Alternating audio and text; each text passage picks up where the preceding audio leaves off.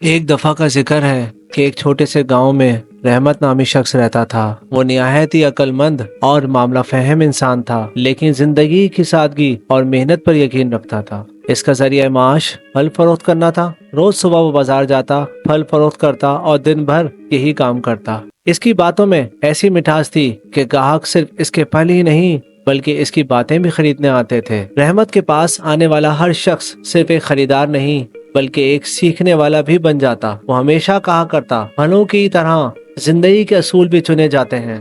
جو میٹھا اور رس بھرا ہو وہی دوسروں کو فائدہ دیتا ہے۔ اگر تلخ اور کڑوا چن لیا تو نہ خود خوش رہو گے نہ دوسروں کو خوش رکھ سکو گے۔ ایک دن ایک شخص آیا اور رحمت سے کہا، رحمت بھائی، بازار میں جو پھل مل رہے ہیں وہ سستے ہیں، آپ کے اتنے مہنگے کیوں ہیں؟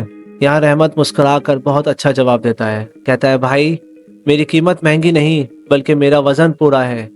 میں جو دیتا ہوں دیانتداری سے دیتا ہوں۔ اگر تول میں کمی کر دوں تو شاید میں زیادہ کماؤں، مگر زندگی میں برکت ختم ہو جائے گی۔ وہ شخص رحمت کی بات سن کر خاموش ہو گیا اور سوچ میں پڑ گیا کہ صرف قیمت ہی نہیں، ایمانداری بھی ایک قیمت رکھتی ہے۔ ایک بار بازار میں پھلوں کی قیمت گر گئی۔ کئی دکاندار گھاٹے کا رونا رو رہے تھے، مگر رحمت خاموشی سے اپنا کام کرتا رہا۔ کسی نے پوچھا کہ رحمت، تم پریشان کیوں نہیں ہو؟ رحمت نے بہت تسلی سے جواب دیا، زندگی میں صبر اور شکر کا اصول اپنانا چاہیے۔ جب منافع زیادہ ہوتا ہے تب بھی شکر گزار رہنا چاہیے، جب نقصان ہو تب بھی صبر کرنا چاہیے۔ جو اللہ دیتا ہے وہی ہمارے لیے بہتر ہوتا ہے۔ رحمت کا ایک اور اصول تھا کہ وہ ہمیشہ کچھ نہ کچھ نیا سیکھنے کی کوشش کرتا تھا۔ اکثر لوگ کہتے تھے، تم ایک معمولی پھل فروش ہو، تمہیں زیادہ علم کی کیا ضرورت ہے؟ وہ ہنس کر کہتا، زندگی میں علم حاصل کرنا کبھی نہ چھوڑو۔ اگر میں پھل فروخت کر رہا ہوں تو مجھے معلوم ہونا چاہیے کہ کون سا پھل صحت کے لیے اچھا ہے، کون سا جلد خراب ہو جاتا ہے، کون سا موسم کے مطابق ہے۔ اگر میں علم رکھوں گا تو اپنے خریداروں کو بھی فائدہ دے سکوں گا۔